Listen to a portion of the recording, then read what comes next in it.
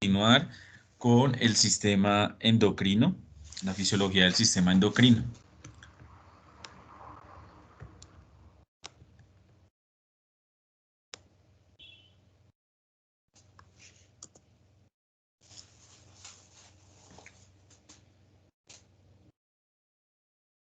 Esta imagen ya la habíamos visto, es prácticamente una imagen que nos recuerda cómo está organizado, ¿sí? El sistema endocrino, cuáles son sus glándulas, cuáles son sus componentes, ¿sí? Como decía el doctor Ricardo, esta clase o esta...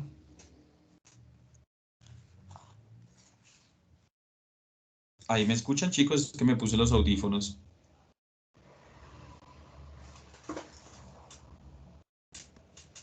Hola.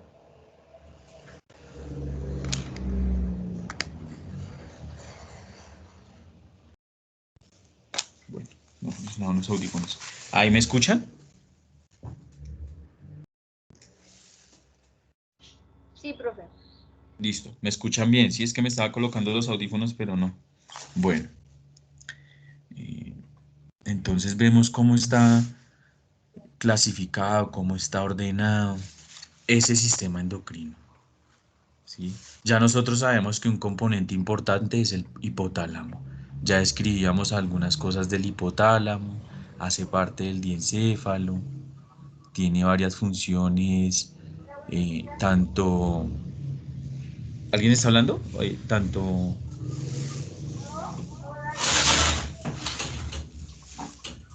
Tiene funciones tanto de relación con la corteza y el tálamo para el control de algunas respuestas en el organismo, y también tiene una parte endocrina, la cual pues es muy importante, ya que va a generar pues las hormonas liberadoras, ¿no?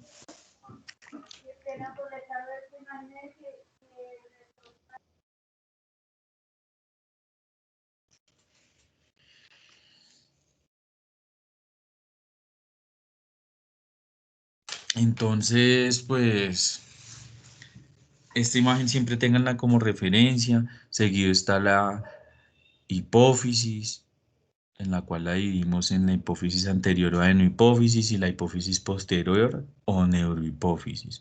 ¿Por qué es importante para ustedes tener esta hipófisis anterior? Porque ustedes tienen que tener en cuenta, y más que ustedes se van a manejar la zootecnia, que es prácticamente la producción. Si un zootecnista, digamos, no puede, maneja el ámbito productivo, pero no puede palpar la vaca. Un médico veterinario sí. ¿Qué pasa? Que un MBZ tiene las cualidades de los dos, o sea que un MBZ se puede dedicar también tanto a la producción como a la reproducción. Y cuando uno va a ver fisiología de la reproducción, pues tiene que tener en cuenta las hormonas que están involucradas en ese ámbito de la reproducción. ¿Y cuáles vamos a tener? Inicialmente a nivel hipotalámico la GNRH. ¿Sí ves? Y esa GNRH, que es la hormona liberadora de gonadotropinas, va a ir a la adenohipófisis a liberar FSH y LH.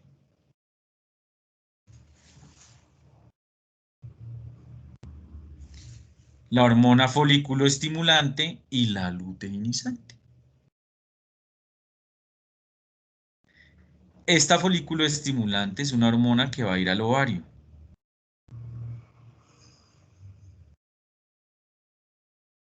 También van los testículos. Pero pues hablemoslo en el ámbito más adelante, miramos cómo tanto la FSH y la LH también involucran en la androgénesis y en la espermatogénesis. Entonces los ovarios de la vaca o de la perra o de la gata o de la mujer todos prácticamente son similares en la mayoría de mamíferos. Van a tener unos folículos.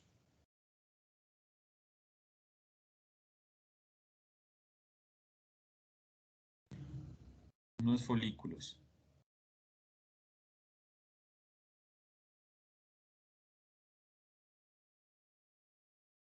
Y ese folículo, ¿qué contiene?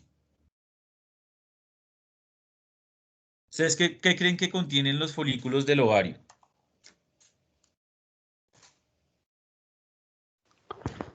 Profe, ¿podría tener las hormonas? No, ¿O los ovarios? ¿Los óvulos? no, el óvulo. Por cada folículo hay un óvulo. Hay diferentes etapas de el crecimiento folicular, del ciclo folicular, ¿sí? Pero dentro de cada folículo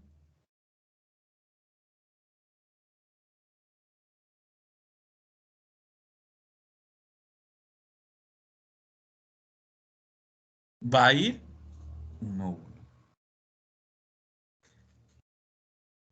Para que este folículo finalmente libere el óvulo, va a desarrollar una serie de receptores para que vaya creciendo, vaya madurando y finalmente se convierta en un folículo dominante.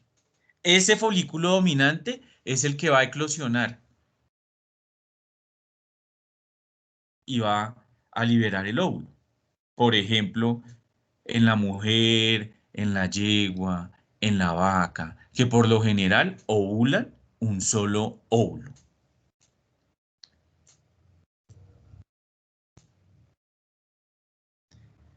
¿Y por qué crece ese folículo?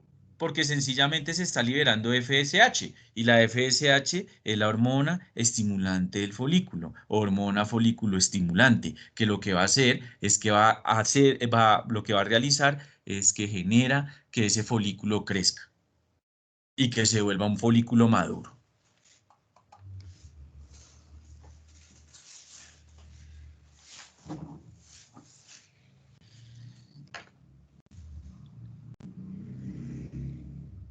Entonces, este folículo, ¿por qué creen que se caracteriza?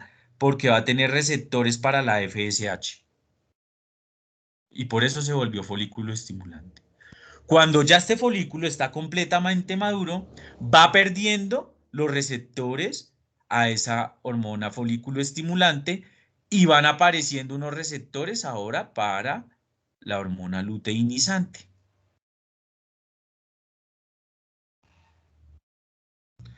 ¿Qué tipo de receptores serían?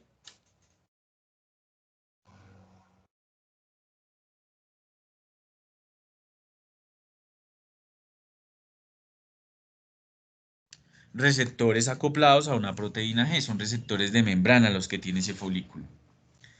Y finalmente llega la LH. ¿Y qué va a hacer la LH? Pues es la hormona luteinizante. O sea que va a romper ese folículo y va a generar la liberación del óvulo o del huevo, que llaman en algunos libros.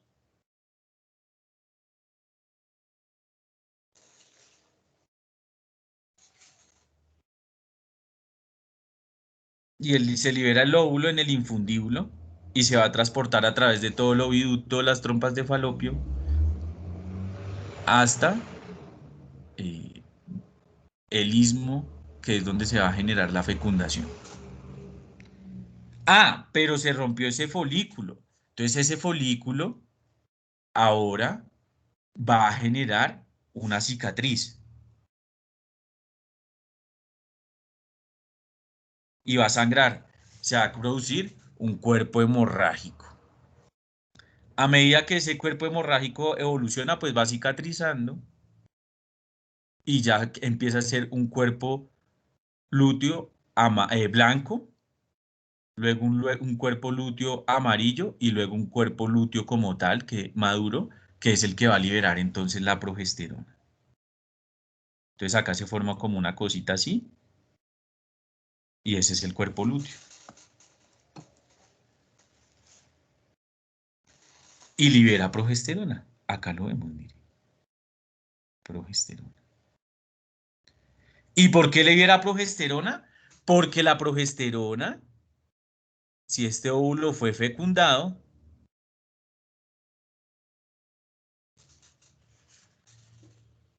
esta progesterona es la que va a mantener la gestación.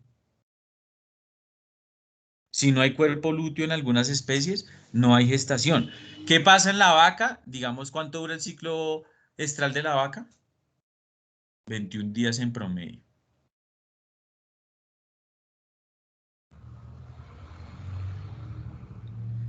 ¿Qué pasa? Que si la vaca, digamos, no la montó el macho, pues este cuerpo lúteo, a los 21 días, ¡pum!, va a desaparecer.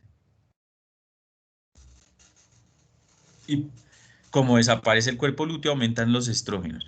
Ojo que este folículo, a medida que va creciendo, también libera estrógenos. Es importante. Y en el momento en que ya creció lo suficiente y estuvo bajo la influencia de la LH, se libera la mayor cantidad de estrógenos, haciendo que el animal entre en celo.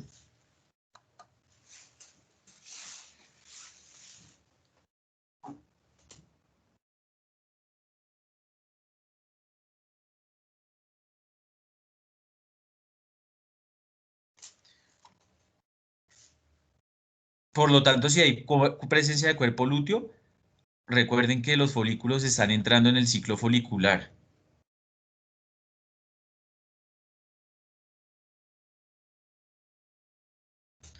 ¿Sí? Entonces eso igual va a estar así, el cuerpo lúteo. ¿Qué pasa? Que en ese momento 21 o en el momento en que ya se da el parto, hay lisis del cuerpo lúteo. ¿Quién produce la lisis del cuerpo lúteo? Unas células de la teca interna, que son unas células del ovario, y esas células van a generar una prostaglandina, que es la prostaglandina F2 alfa, que es la que genera la lisis del cuerpo lúteo.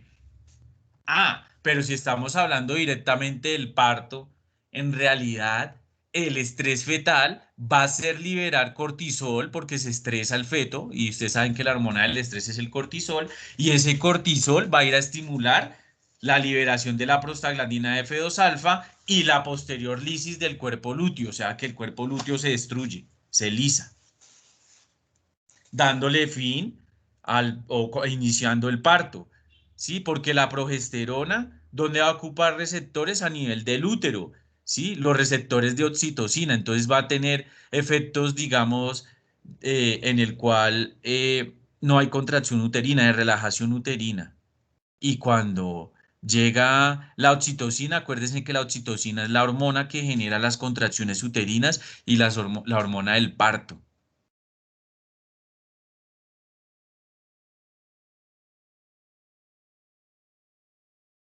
Y vemos aquí en este ejemplo, vemos cómo no solamente un eje es el que está rigiendo, sino hay otras hormonas influenciadas en muchos eventos y que tienen también una retroalimentación tanto positiva como negativa con las otras hormonas.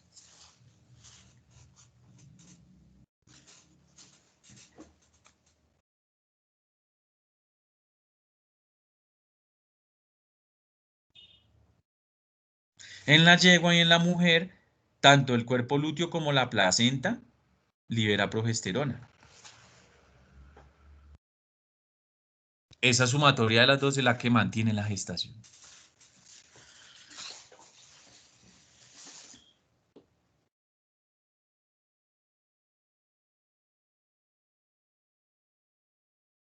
Hasta aquí preguntas, eso ustedes lo tienen que tener más claro que yo. Preguntas.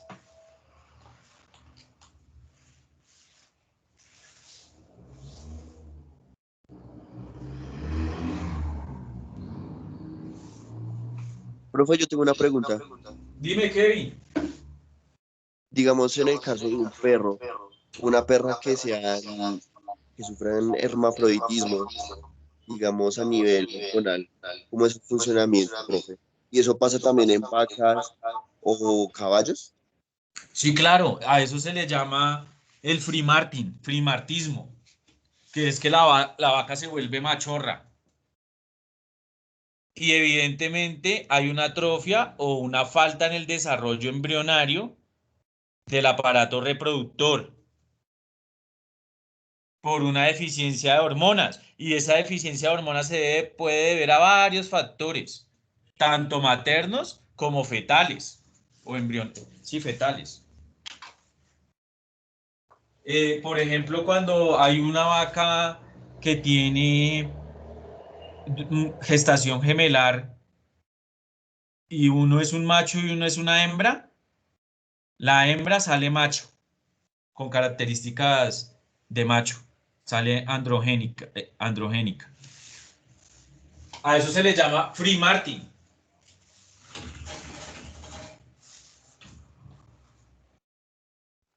Listo, profe, gracias.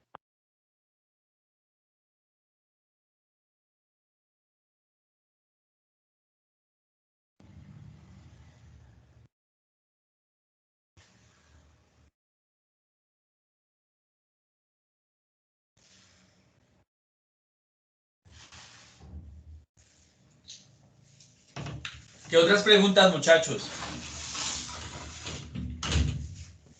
Profe, una pregunta. Es que cuando tú dijiste que el folículo dominante, cuando ya estaba totalmente maduro, es que no te entendí ahí, no sé si dijiste que perdía receptores o tenía unos receptores, es que ahí me perdí. Hay pierde receptores para la FSH y se expresan receptores para la LH. Porque al final es bueno, solo un profe. folículo, ¿sí ves? Al final es solo un folículo.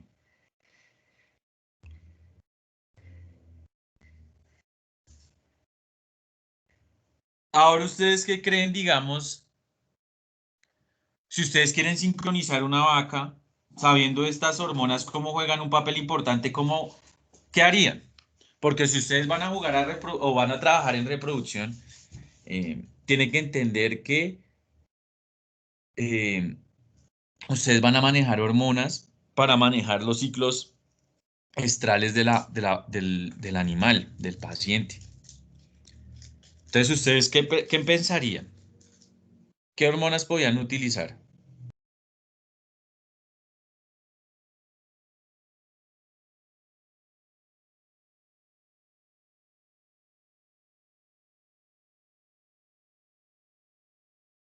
O asumémoslo a lo patológico. Hay varias preguntas por hacerles, pero entonces empecemos a contestar esa. Para que aprendan repro, para cuando ustedes lleguen a repro, ustedes ya son unos duros.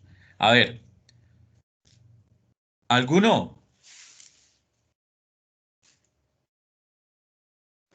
Profe, ¿me puede repetir la pregunta? Es que no escuché muy bien. A ver, papito, decía mi mamá. Eh, ¿Qué hormonas puedes utilizar para poder sincronizar un ciclo estral? ¿Tú qué creerías?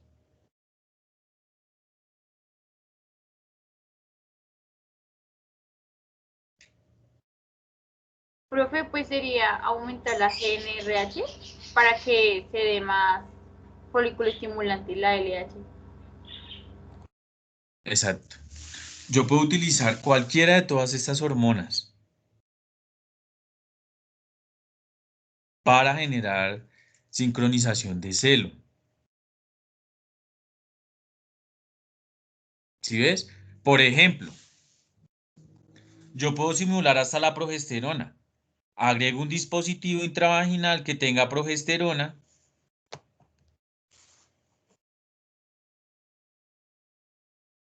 ¿Sí? Lo retiro. ¿Sí? Y puedo colocar prostaglandina y GNRH.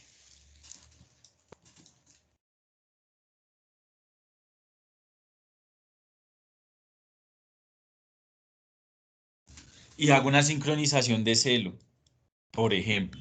Porque, digamos, ustedes como veterinario, listo, tienen 50 animales para la reproducción. Entonces, ¿a usted qué le conviene? O digamos los países en estaciones. ¿Sí es? Los países en estaciones saben cuándo es el invierno. Entonces, ¿qué ellos hacen? Si hacen una sincronización de celo para que la vaca tenga el parto antes de todo el invierno, por allá en, iniciando la primavera, o sea, ¿sí? Ellos hacen esa sincronización de celo. Aquí también en el ámbito reproductivo también y productivo también la sincronización de celo es viable. Entonces, ¿yo qué cojo? Todo un poco de vacas y las sincronizo y las insemino para que todas me tengan al mismo tiempo. Porque el propósito ganadero es un ternero vaca año. ¿Por qué la vaca ustedes creen que debe tener un ternero vaca año?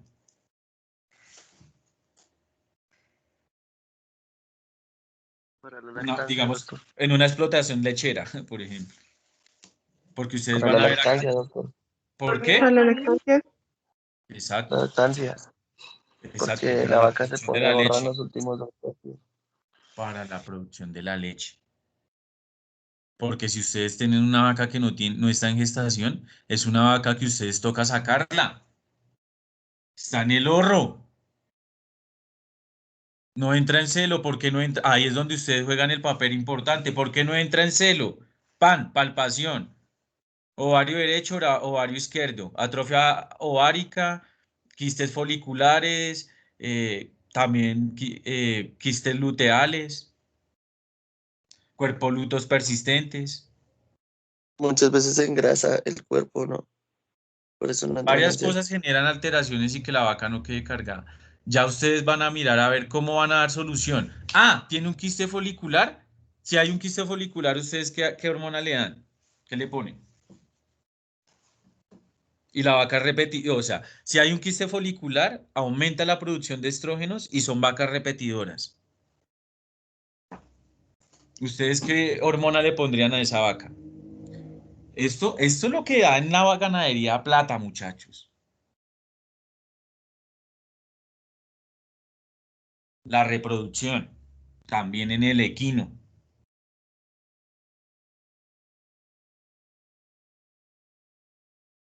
¿Sí ves? Y de paso, pues se mira la medicina interna, pero digamos por lo general te van a llamar es más para la reproducción.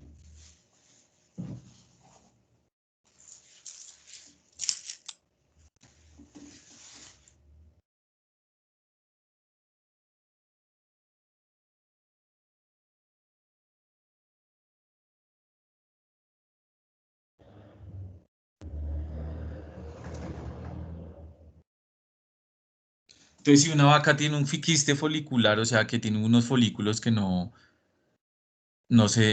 eclosionan, ni se atrecian, ni nada, sino se quedaron ahí liberando estrógenos y la vaca entra en celo repetido, ¿ustedes qué hormona le podrían colocar?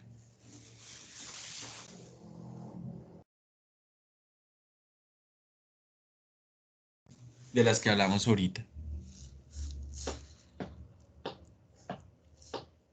Pues LH, porque la LH va a ser la luteinizante. Y si tienen un cuerpo lúteo persistente, pues prostaglandina F2 alfa. ¿No es que la prostaglandina genera la lisis del cuerpo lúteo?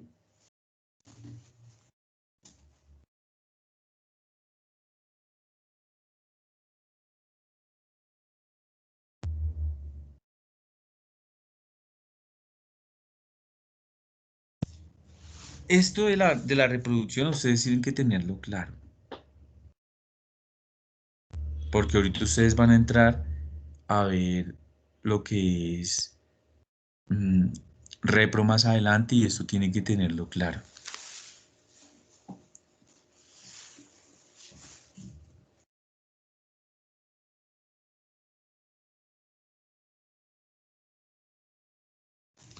¿Hasta ahí alguna pregunta?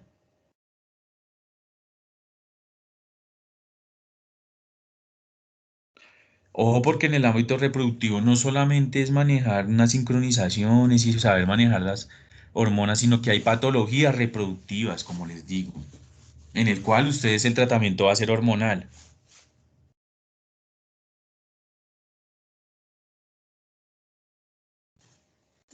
Y para la sincronización de celo en la vaca, que es tan importante, también va a ser hormonal. Sincronización de celo en varios animales. Ustedes pueden generar sincronización de celo en varios animales.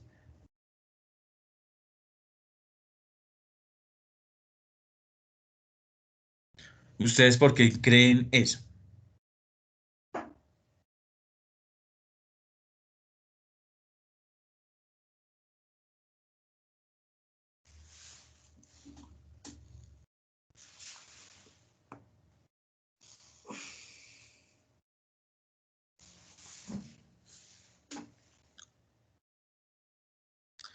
Primero porque el ámbito reproductivo es... Las hormonas ya se pueden sintetizar. Hay hormonas que son sintéticas o hay hormonas naturales que las extraen de los bovinos, de los animales, ¿sí? Entonces, digamos, tú puedes controlar como quieras el ciclo estral de los animales. Obviamente que hay unos protocolos, eso es lo que ustedes van a ir aprendiendo en la repro, pero tienen que tener claro estos tipos de hormonas o si no, no vamos a entender.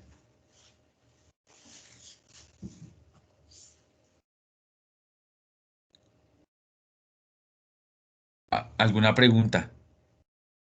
¿Por qué no preguntan? Profe, yo tengo una preguntita acerca de eso.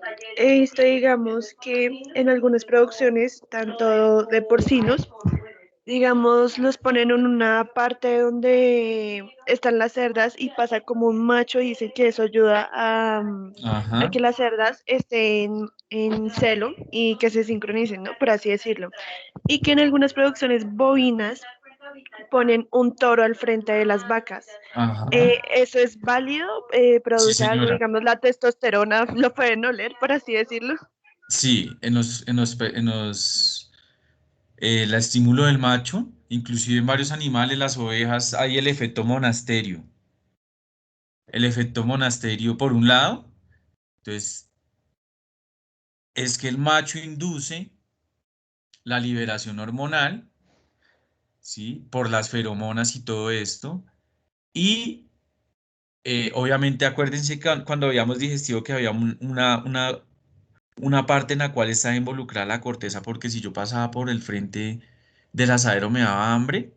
Lo mismo ocurre con la liberación hormonal de las hormonas reproductivas y eso, digamos, ese efecto monasterio también hace que una hembra entre en celo y todas entran en celo.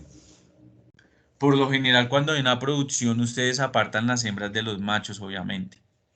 Además, los machos no son, o sea, el macho se tiene por lo general se manda para carne, por decirlo así. Pero entonces usted o lo tienen, digamos, para detector de celo o lo tiene como semental, ¿sí? En la producción porcina, digamos, si hay extracción de semen, pues tienen unos machos al cual le hacen la extracción de semen, ¿sí? Y ese macho al cual se le hace la extracción de semen sacan varias pajillas, porque el eyaculado de un macho porcino es bastante amplio, más o menos de 250 ml a 500 ml eyacula un cerdo.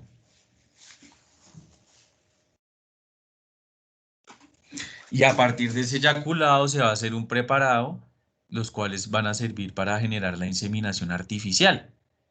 Entonces se hace un estudio, un espermograma, se mira la viabilidad del semen y se hace unas diluciones y se preparan, obviamente todo estéril, y se hacen las pajillas y se refrigeran o se congelan y se mantienen.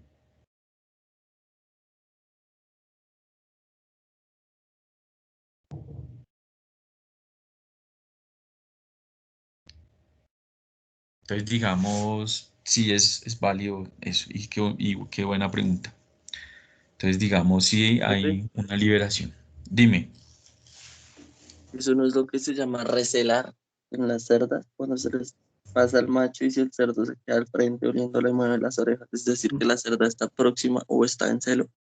Sí lo pueden llamar en el ámbito vulgar así, pero pues digamos, como yo no me dedico a cerdo, no me relaciono muy bien con los términos, pero sí, o sea, es un efecto monasterio, es un efecto en el cual El macho se pasa sobre la cerda para estimularle aún más el celo, porque ese celo es estimulado por la presencia del macho. Así como, digamos, y no tanto el celo, sino, pues digamos, de algún modo recuerden que eso prepara el momento de la ovulación, ¿sí? Por ejemplo, el estímulo de la gata. El estímulo de la gata se da por las espículas que tiene el pene del gato que generan un desgarre de la vagina de la gata y eso hace que la gata ovule. Y la gata por cada monta va a ovular solamente un óvulo, diferente a las hembras que son polifoliculares.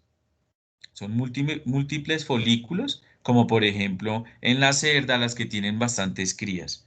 En la perra, ¿sí?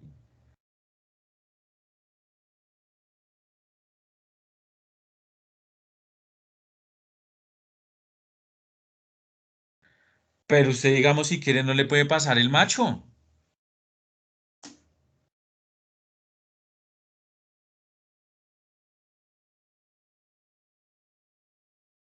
Usted puede hacer una inseminación artificial sin que tenga que pasarle el macho a la hembra. Obviamente que uno sabe que va a estimularlo, pero si usted, digamos, está y no es una producción grande, pues usted sencillamente lo que hace es eh, colocarse encima de la hembra, sentarse encima de la hembra y la hembra con ese peso que va a sentir ahí va a pensar que es el macho. Y usted va a preparar la vulva, la estimula un poco, introduce el catéter que es totalmente diferente al del bovino y le empieza a bajar el semen, le incorpora el semen, le empieza a bajar porque más o menos cada pajilla de una cerda son 250 ml. Siempre es harto.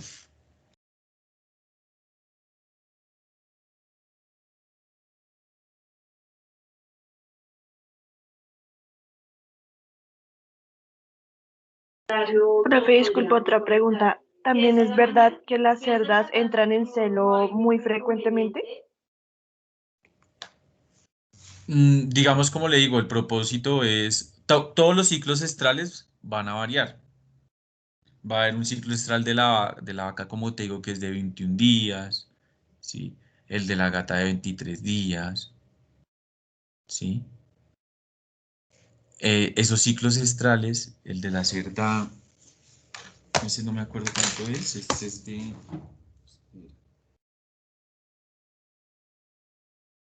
La gestación sí me sé cuál es, que son 155 días.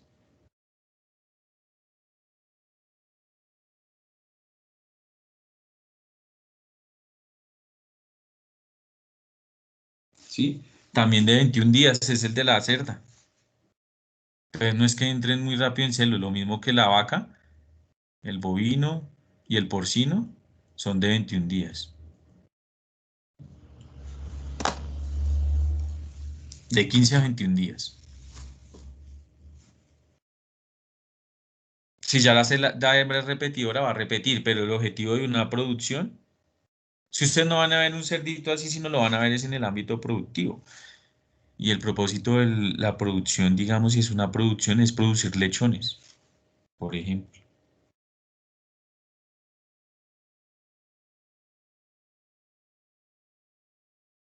Entonces a usted no le conviene que la hembra no quede cargada.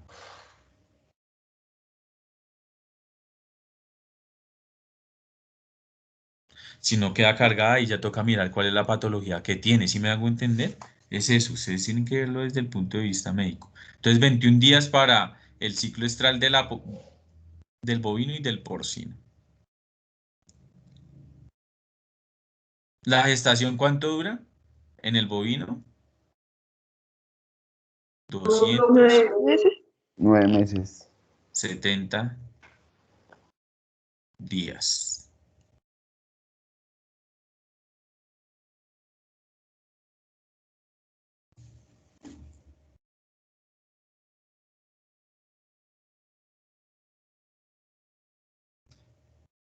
En el porcino, ustedes pueden tener una clave de zootecnia o zootécnica, que es 3, perdón, 3, 3, 3. 3 meses, 3 semanas, 3 días. Exactamente, en el porcino. ¿Y cuánto serían 3 semanas, 3 meses, 3 meses, 3 semanas, 3 días? ¿Cuántos días son? Porque es que ustedes tienen que aprender es a hablar de días. Por lo general, todas estas hembras son poliéstricas estacionales.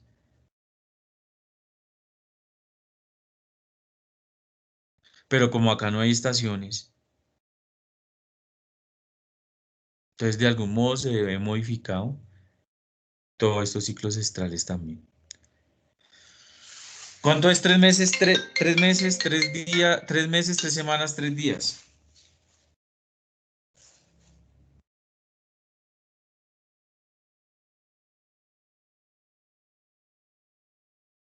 ¿114 días, doctor? Sí, 115 días, creo.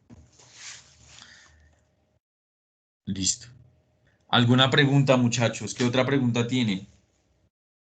Mira que solamente vimos esta gráfica y ya mira todo lo que vamos.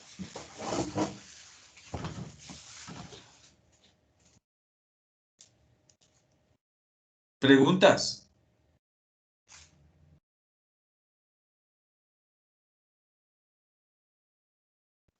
Profe, yo tengo otra pregunta. Dime. Digamos que en el caso de alguna insuficiencia hormonal puede generar algún problema de comportamiento en, digamos, en un perro o en Claro, una especie mayor. obvio. Ujú. ¿Y por qué pasa eso, profe? O sea, ¿por qué, digamos, qué desorden hormonal puede influenciar ahí? Digamos, lo que son la producción de las dos hormonas sexuales, lo que es la testosterona y los estrógenos, solamente hay, la diferencia es que la actuación o no de la alfa hidroxilasa en la conversión del estradiol de la estrona a estradiol o a testosterona. Entonces hay perros, por ejemplo, que tienen problemas o tienen atrofias testiculares o tienen un testículo retenido, van a generar problemas de comportamiento debido a que la testosterona obviamente es el que va a dar las características al macho, ¿sí? Y el estrógeno, por el contrario, va a generar otro tipo de alteraciones, ¿sí? Recuerden que el hipotálamo también se relaciona mucho con la corteza cerebral y en la corteza cerebral, pues obviamente va a darse la señal de cómo es el comportamiento, en este caso de los animalitos, ¿sí? Lo mismo que cuando hay celo, ese cambio hormonal, esa liberación de estrógenos genera un cambio comportamental en la vaca. eh, entonces eso es importante.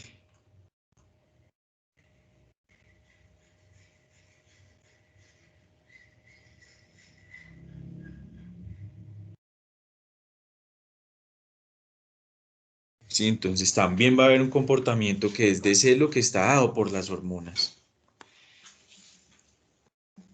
Y es con su relación que tiene con la corteza y de algún modo, con el tálamo, que son los que van a controlar todas las respuestas motoras a nivel periférico.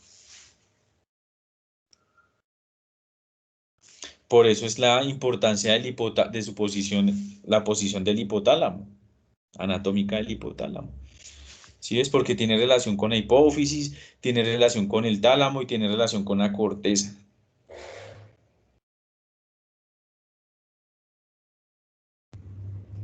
Gracias, profe. Y entonces hay unos perros que se le montan a otros perros también.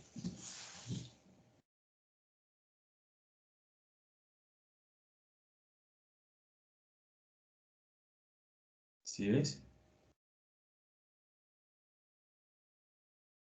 ¿Cuál perro tiene el problema? ¿El que lo monta o el que se deja montar? El que se deja El montar, que se ¿no? deja montar. El que se deja montar.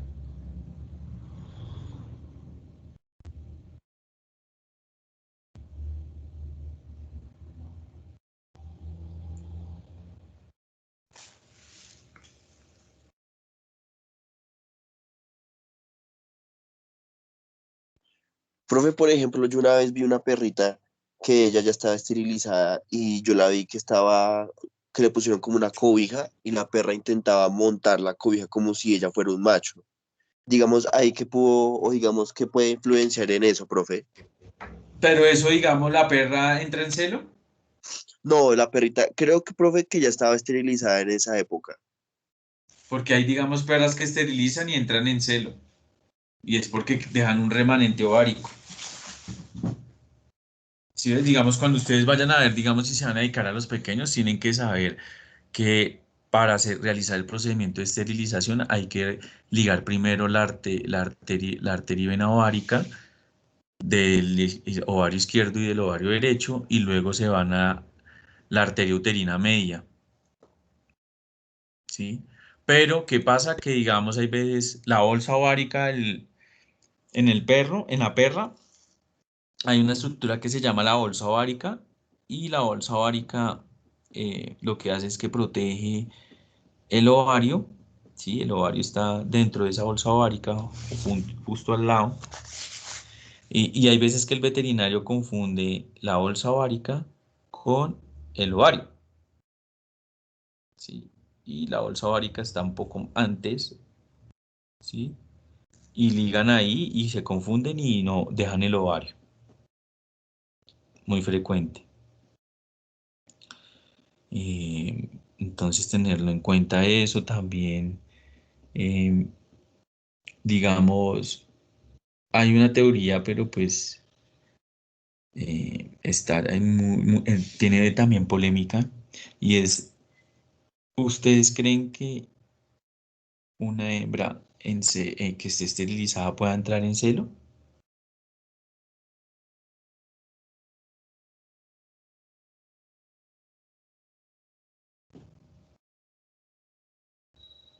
Creo que sí, profe. ¿Por qué? Pues no, profe, la verdad no he visto casos, pero bueno, no sé, pues creo, no sé, profe. Pues es que yo he visto casos en donde hay gaticas que ya están esterilizadas. Un ejemplo, una gata. Y normalmente uno las ve chillando o bueno, como en la posición que ellas se ponen. Entonces yo pienso que es como todavía, que hay algo ahí aún, pienso yo, no sé. Y que hay algo ahí como que, Bueno, como todo el tema de las hormonas. Pues es que no sé, profe, pienso yo, es que yo he visto gaticas que aún se siguen como que ponen la cola y ok. incluso pues digamos, no sé, me voy a ir hacia los machos, que pues es algo muy diferente, pero que ellos aún están ya están castrados y ellos siguen cogiendo, digamos, como decía mi compañero, una cobija y pues lo siguen como tratando de realizar, incluso a las gatas también las cogen y las montan, así ya Y tú- estén castrados. exacto, y puede que un perro castrado coja y llegue entre una perra en celo y la monta. Y quedan con reflejo de abotonamiento, que es que quedan pegados. Se puede. ¿Por qué tú crees eso? Profe, no es por la edad en la cual se castraron. Ya habían servido y queda eso como en el cerebro. No. Pues es que yo he escuchado, profe, que, pues digamos que apoyando lo que dice mi compañero, que si se castran antes de tiempo, creo que no se terminan de desarrollar y queda algo, no sé. Creo que, no sé si estoy mal, los testículos no bajan bien o digamos en las hembras, no Los sé. testículos bajan apenas nacen o a los días. No se supone que a los 6 meses, profe, es cuando terminan de desarrollarse ni que los testículos terminan de bajar. No. Profe, entonces hablando del tema, perdón, acá. Tengo un perrito donde lo mandamos a castrar. Y Él se supone que ya tenía, pero mira que a veces se le bajan 2 bolitas y ya está castrado.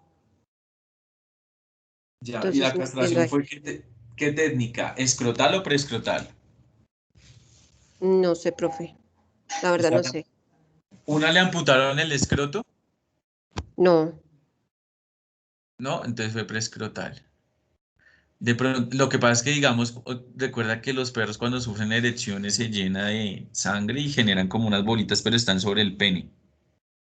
Sí, eso, se ponen sobre el Exacto. pene, profe. Entonces no son los testículos. No, Ah, ok, pensé que no. era que Pero no. porque al perro le pasa eso.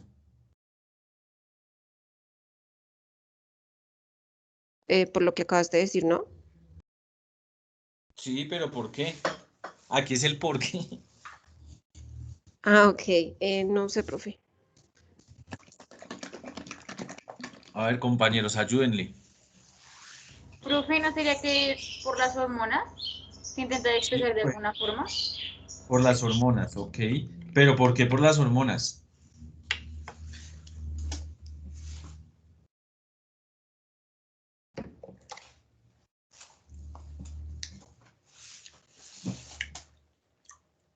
Pues creo que porque si le quitaron los testículos no afecta el hecho de que el hipotálamo vaya a seguir secretando la hormona, ¿no? O sea, que el hipotálamo, ¿qué hormona libera o qué?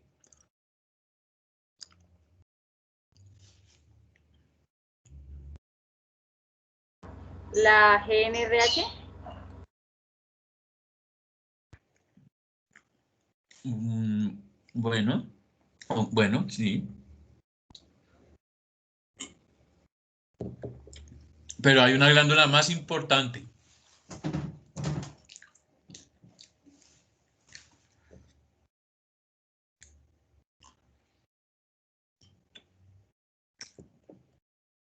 Bueno, y el hipotálamo también aporta liberando la oxitocina con la neurohipófisis. Pero hay una glándula más importante, que no se la van a creer. Profe, ¿tiene que ver las glándulas perianales? Que son, Perianales. sí, no sé, pregunto. Que están ¿Cuáles cerca, son pues, esas? a esa, que están cerca, pues, ahí al ano y cerca a los testículos, ¿no? No, Ok. no.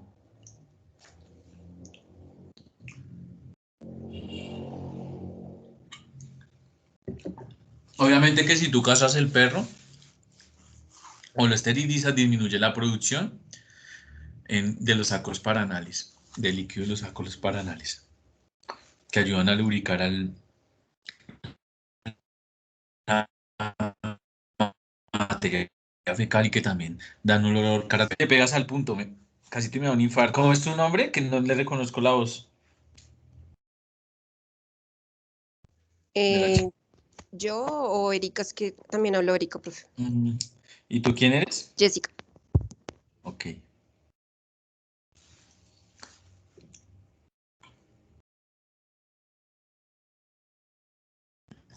Y entonces,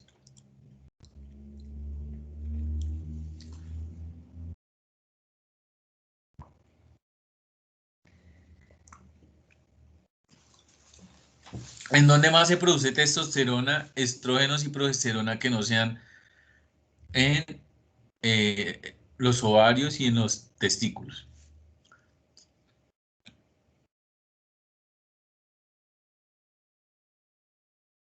¿Dónde creen ustedes?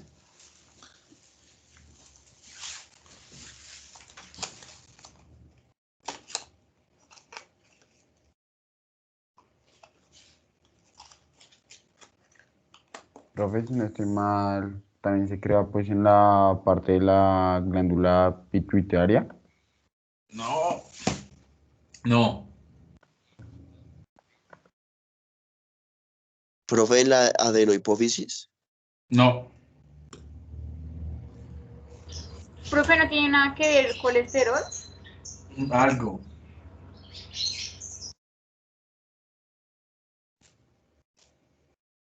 algo.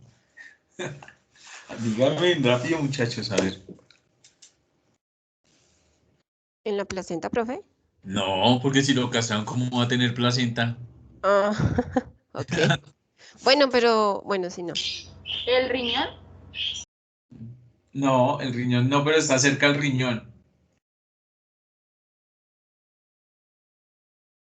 Profe, ¿en la próstata? No. ¿Cuál es la glándula endocrina que está cerca al riñón? Profe, la suprarrenal. Las glándulas adrenales, acuérdense que las glándulas adrenales también liberan aldosterona, glucocorticoides, andrógenos, estrógenos, testosterona y progestágenos.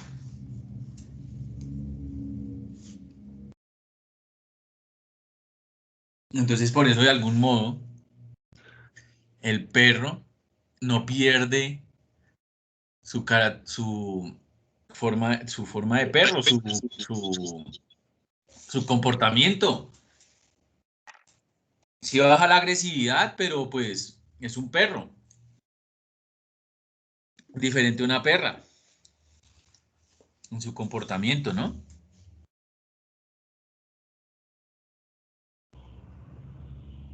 Pero la glándula adrenal de algún modo puede tener influencia sobre esas características de celo o esas características eh, hormonales o que se expresan con el comportamiento.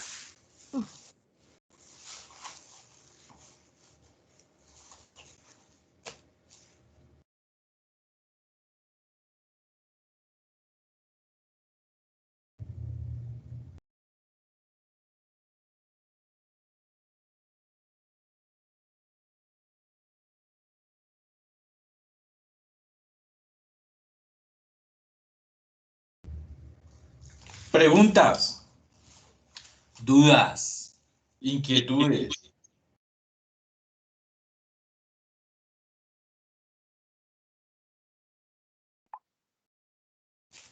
Bueno, y hasta ahora vamos en la introducción. Bueno, preguntas.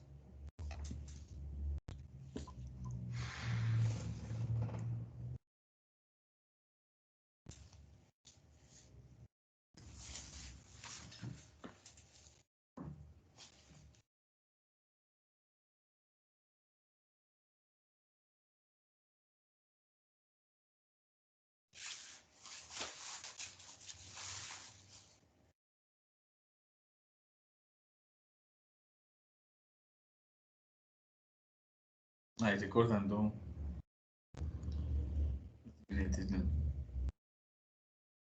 Bueno. Entonces tenemos el hipotálamo, que hace parte del diencéfalo, cercano al nervio, al quiasma óptico, junto al tálamo, al hipotálamo está el tálamo, y una glándula muy importante que está acentuada en la silla turca, que va a ser la hipófisis, muy cercanos. ¿Por qué? Porque el hipotálamo y la hipófisis deben de tener una relación.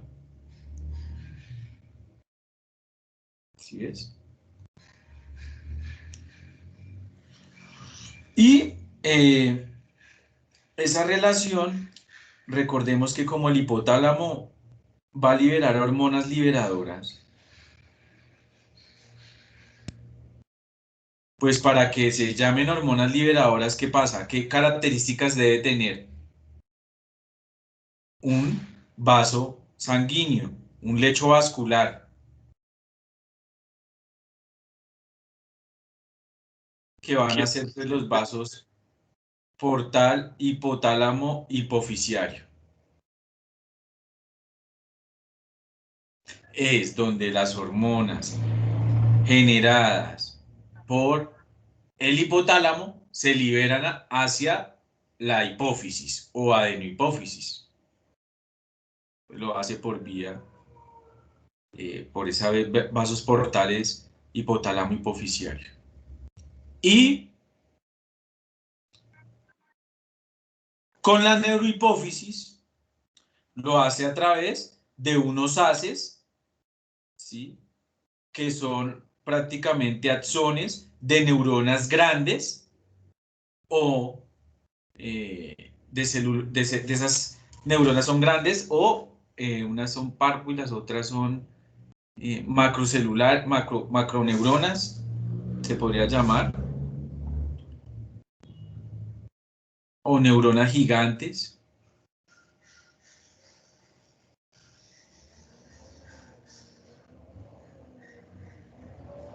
¿Sí?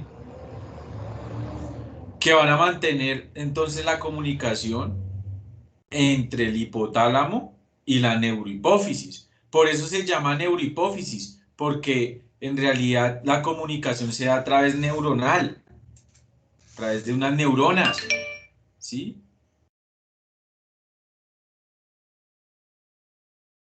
Y con la adenohipófisis, entonces por el sistema portal hipotálamo hipoficiario.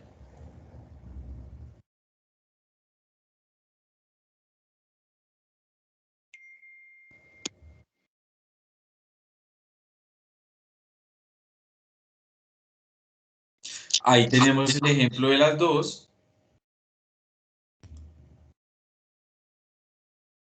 Cómo hay una comunicación entre el hipotálamo y los vasos portales. ¿Sí? La adenohipófisis mira las hormonas liberadas en la adenohipófisis van a ir al torrente sanguíneo a través de la vena hipofisiaria. Y así van a ir a la circulación sistémica. ¿Sí?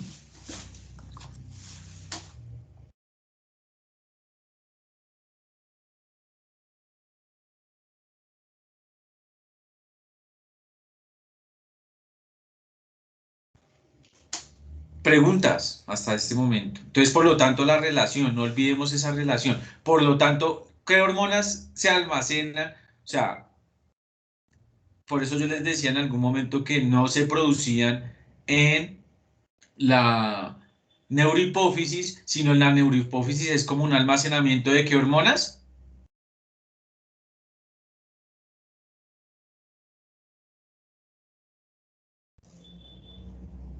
En la neurohipófisis, ¿qué hormonas hay? O se La liberan. oxitocina. Exacto. ¿Cuál otra?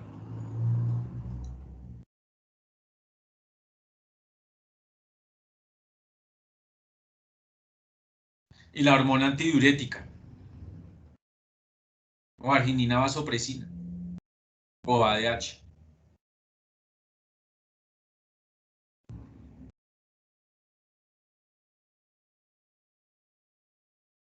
Por lo tanto, no hay una hormona liberadora de oxitocina.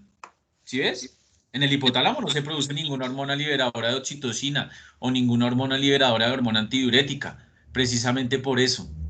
Porque no hay hormonas liberadoras y la neurohipófisis no va a producir, sino va a servir es más como un almacenamiento de esas hormonas producidas en el hipotálamo. Por eso la oxitocina es producida en el hipotálamo y la hormona antidiurética también hace parte de las hormonas hipotalámicas. Obviamente que digamos hay una conversión por parte de la hipófisis también de la hormona antidiurética, más que todo. Eh,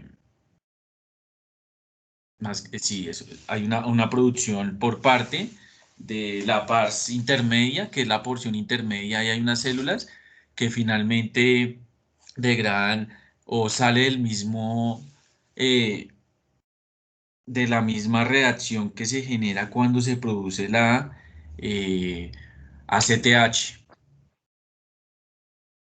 Entonces se produce ACTH y hay un residuo que a partir de ese residuo se va a producir la ADH o vasopresina.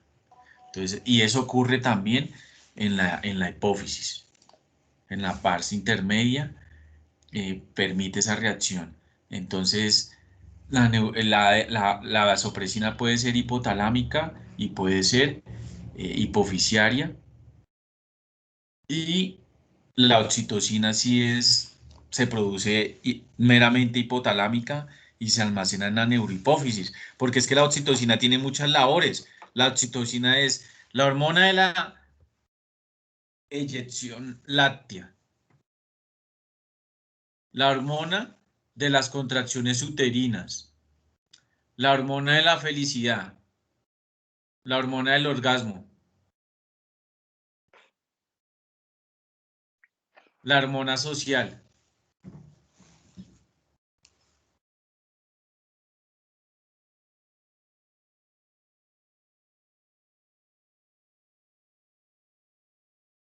¿Sí ves? Entonces, esa oxitocina es muy importante también que ustedes la tengan en cuenta.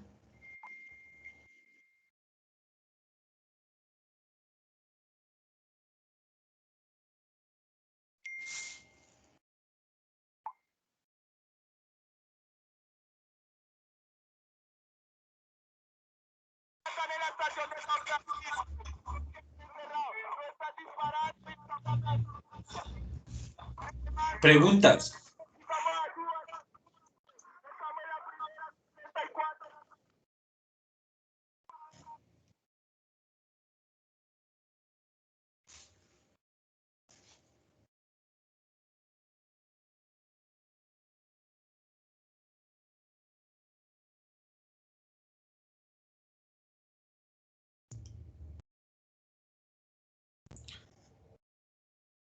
Recordando también aquí en esta gráfica cómo es que funciona la liberación hormonal, que finalmente funciona como un efecto dominó. El hipotálamo, entonces, genera la hormona liberadora que va a dar en hipófisis, se va a convertir, va a generar la liberación de unas hormonas trópicas o tróficas, va a ir a los órganos diana, como por ejemplo las adrenales, las gónadas o la tiroides, glándulas periféricas, y esta hormona va a ir al órgano diana y va a ejercer su función, y también va a ir al hipotálamo para generar una retroalimentación o un feedback negativo. Acuérdese que la hormona periférica se libera por la falta o por un estímulo, y tiene capacidad de generar una retroalimentación sobre el hipotálamo. ¿Listo? Muchachos, tomémonos, voy a tomar un vasito de agua y ya seguimos, ¿vale?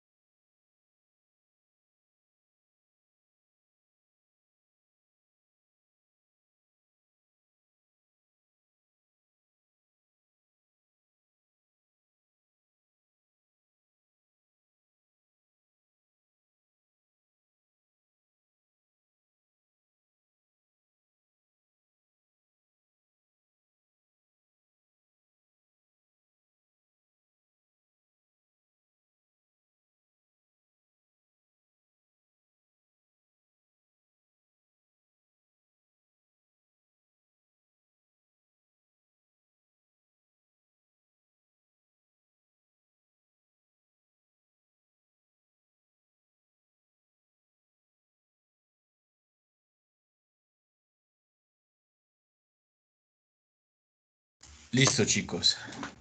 Bueno.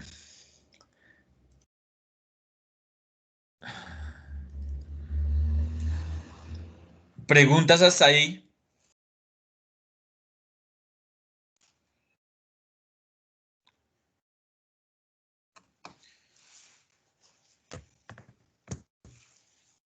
¿Sí me escuchan?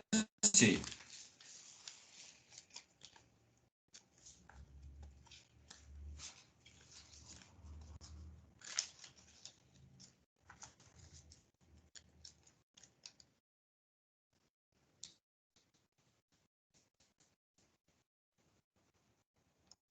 Chicos, ¿me escuchan?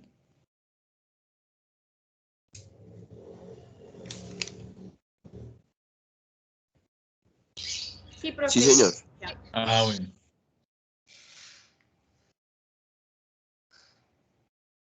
Bueno, no hay preguntas. Bueno, tenemos que tener en cuenta también cuando hablamos de hormonas y todo esto, la retroalimentación, tanto negativa como positiva, y obviamente que está regulada por los ejes endocrinos, ¿no? Entonces tenemos que hay diferentes ejes, por ejemplo, el eje de la TRH, de las hormonas tiroideas, el eje de las hormonas esteroideas, el eje de las gonadotropinas, ¿sí?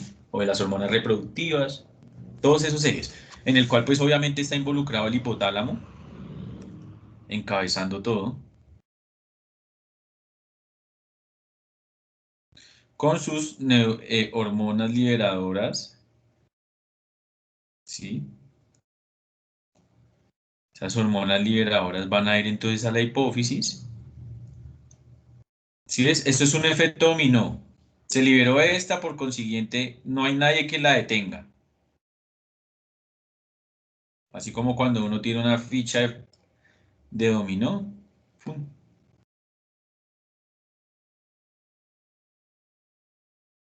Entonces, se va a ir a liberar, entonces va a ir a la glándula, se va a liberar la hormona trófica, va a ir a la glándula periférica y libera la hormona periférica. El aumento de la hormona periférica va a generar una retroalimentación, o sea, va a bloquear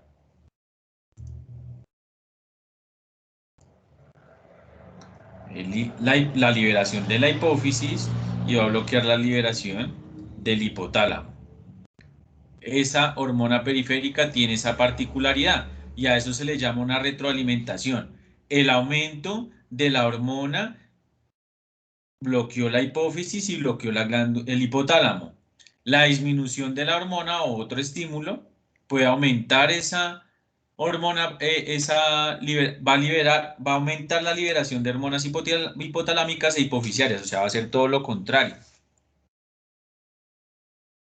Sí, entonces esa hormona, ese censo es muy importante y esa retroalimentación.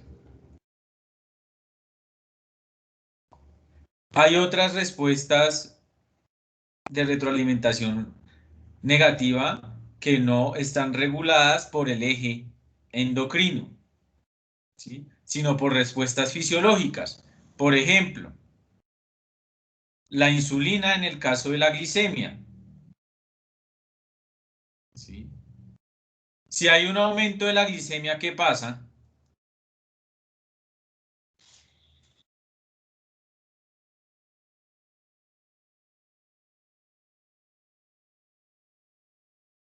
Si hay un aumento en la glicemia, ¿qué pasa, muchachos?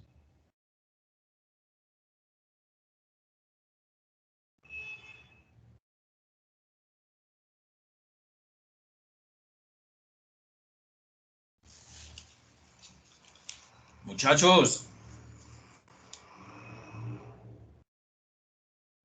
Profe, no estoy seguro, ¿tiene que ver con el aumento de glucosa? hay una hiperglicemia. Y si hay una hiperglicemia, ¿qué hormona se libera?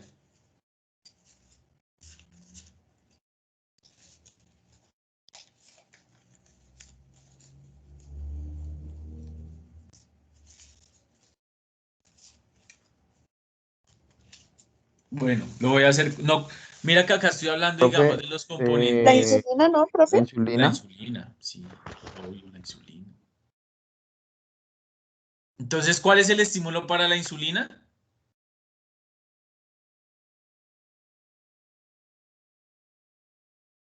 La insulina hace que se libere insulina. No estamos siendo regulados por un eje endocrino, ¿sí? Ni por el hipotálamo, sino solamente los niveles de la glicemia. Y si hay hipoglicemia, ¿qué pasa? Hay una baja concentración de glucosa, profe.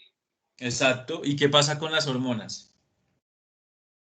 Pues en este caso la insulina se ve afectada porque no está ¿Qué va, normal. ¿Y qué va a hacer la insulina si hay hipoglicemia? ¿Aumenta o disminuye? Disminuye. Exacto. Entonces disminuye la insulina y aumenta el glucagón, ¿sí?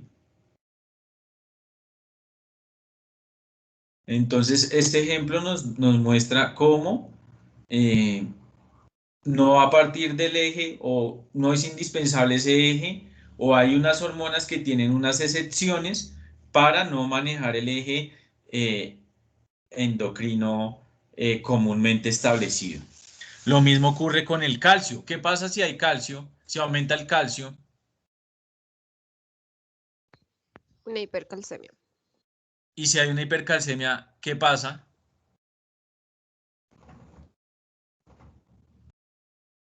Se ha afectado todo lo que es la calcitonina, el PTH y Exacto. la vitamina D. ¿Cuál se va a liberar? Calcitonina, porque la calcitonina es la que va a disminuir o es la hormona hipocalcemiante. Y si hay hipocalcemia, ¿qué pasa?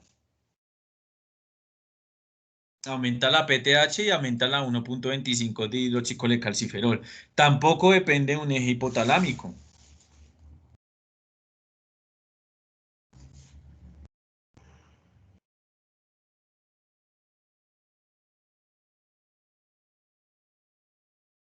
Entonces hay unas excepciones a esa retroalimentaciones, a esos estímulos de las diferentes hormonas. No solamente está mediado por lo que diga el hipotálamo en determinado tiempo y la hipófisis, sino también hay otra serie de hormonas que hacen la excepción. Preguntas.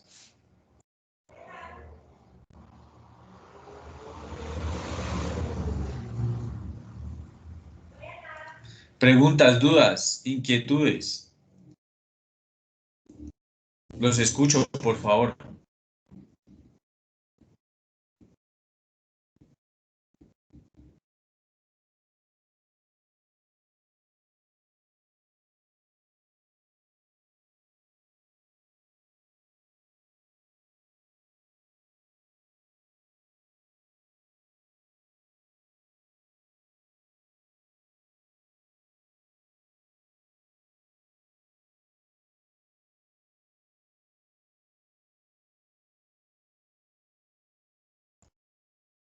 Por el momento no, profe.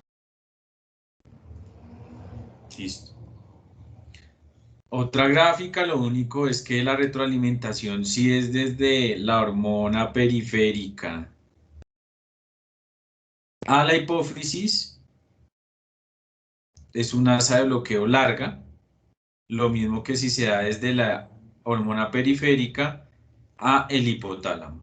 Es una respuesta a una señal larga, contrario a la que ocurre entre la hipófisis y el hipotálamo. Por lo general, la respuesta da que si la hormona periférica aumenta y va a generar un feedback negativo, primero lo hace sobre la hipófisis y de últimas sobre el hipotálamo. ¿Sí es? Y que esta hipófisis, al ver que hay una retroalimentación negativa por parte de la hormona periférica, también va a liberar una hormona para que haya una retroalimentación negativa sobre el mismo hipotálamo.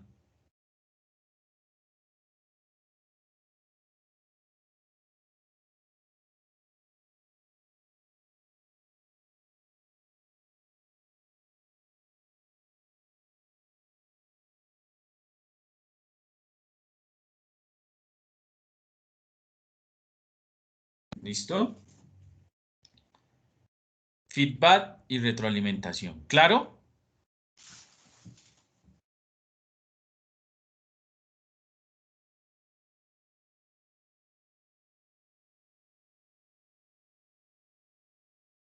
Listo.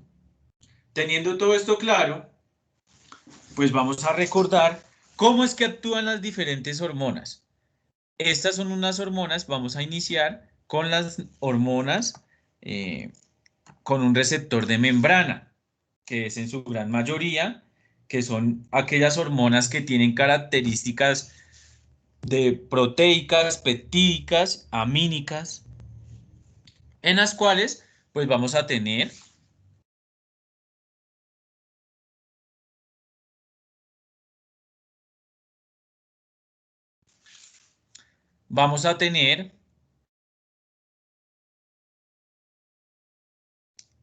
la ACTH. ¿Qué hace la ACTH? ¿Dónde se produce la ACTH?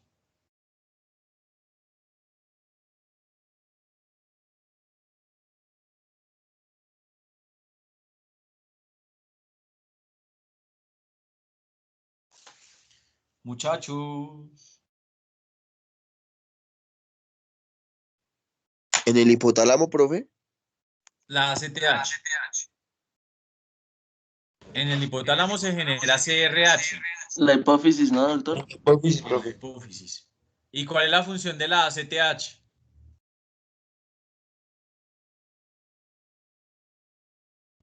Controlar el cortisol, profe. Exacto. Es la hormona adrenocorticotrópica. Y es la hormona que está encargada de estimular a la glándula adrenal. ¿Sí? Y esa hormona capaz de estimular la glándula adrenal, pues va a liberarla o va a estimular la liberación de los glucocorticoides y de algún modo también alcanza a estimular la liberación de aldosterona. ¿Sí? Entonces, esa ACTH es muy importante en las respuestas mediadas, no solamente también con la liberación de glucocorticoides, sino que tiene también capacidad de estimular a la médula de algún modo, ¿sí? Y liberar también las catecolaminas o la producción de catecolaminas. Entonces, ACTH prácticamente tiene funciones sobre todo a la glándula adrenal, bien sea la corteza o la médula, pero más que todo a nivel de la corteza es donde ejerce más función y más en la liberación de los glucocorticoides.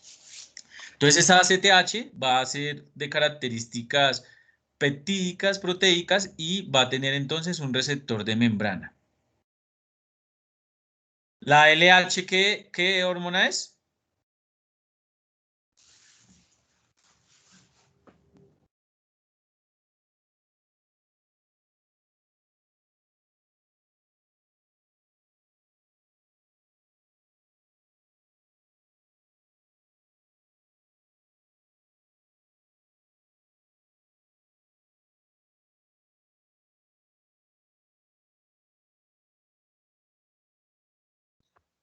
Profe, pues esta no es la que está en la hipófisis.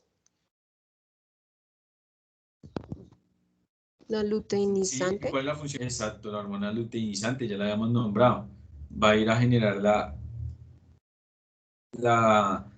eh, la luteinización o la formación del cuerpo lúteo y la ruptura del folículo estimulante, del folículo dominante. ¿Y la FSH qué función tiene? Es la folículo estimulante. ¿La TSH cuál es?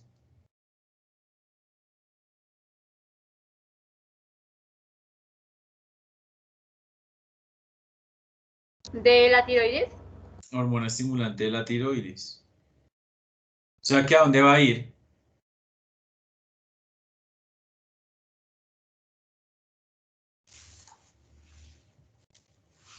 ¿A dónde va a ir la TSH?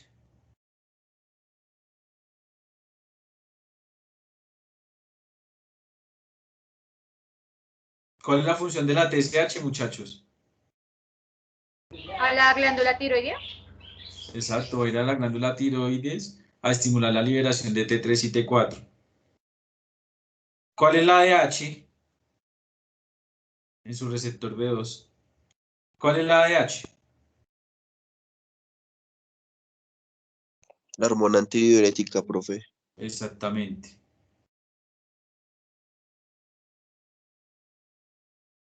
La HCG es la gonadotropina coriónica humana.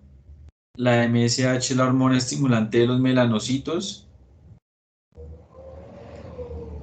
La CRH es la hormona liberadora de corticotropina. ¿Qué va a hacer esta CRH? Pues va a ir a liberar ACTH en la hipófisis. La calcitonina, que hablábamos que es la hormona hipoglicemiante. La PTH, que es hiperglicemiante. El glucagón, que hace todo lo contrario a la insulina. ¿Sí? El glucagón es la hormona que genera hiperglicemias. Es hiperglicemiante. Y también la adrenalina o las catecolaminas en los receptores beta 1, beta 2.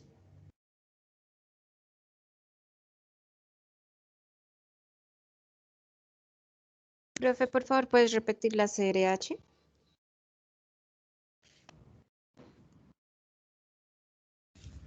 La CRH, hormona liberadora de corticotropina, va a ir a la hipófisis a liberar la ACTH.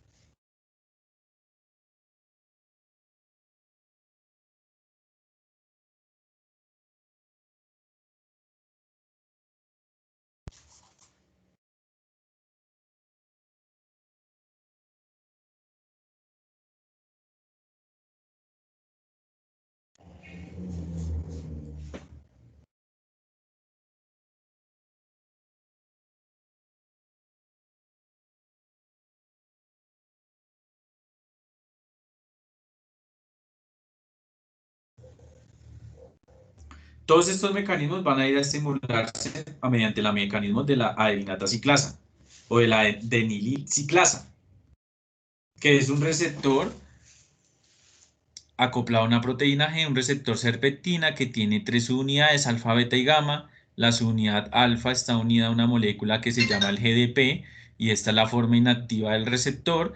Y cuando el receptor está activo, o sea, cuando llega la hormona o el ligando, la subunidad con el GDP y se va a unir al GTP. Esa subunidad alfa unida al GTP va a ir a estimular o va a ir a activar una enzima que es la adelinato ciclasa, y esa adelinato ciclasa va a coger el ATP y lo va a convertir en AMP cíclico. Y ese AMP cíclico va a ir a activar la proteína quinasa A, y esa proteína quinasa A va a ir a generar una fosforilación de proteínas que finalmente van a generar acciones fisiológicas.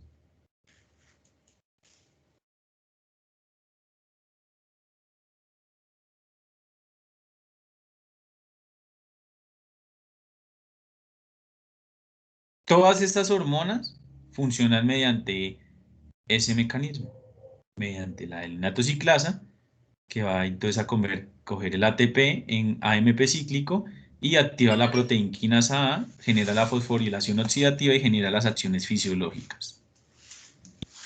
Listo, muchachos, yo los dejo con hasta ahí. ¿Hay preguntas? Por el momento no, profe. Listo, muchachos. Dios los bendiga. Un feliz resto de semana. Cualquier cosita nos estamos comunicando. Y mucho cuidado con todo. Bueno, se cuidan. Listo, profe, Gracias, gracias profe. igualmente. Listo, profe, gracias. Gracias, profe.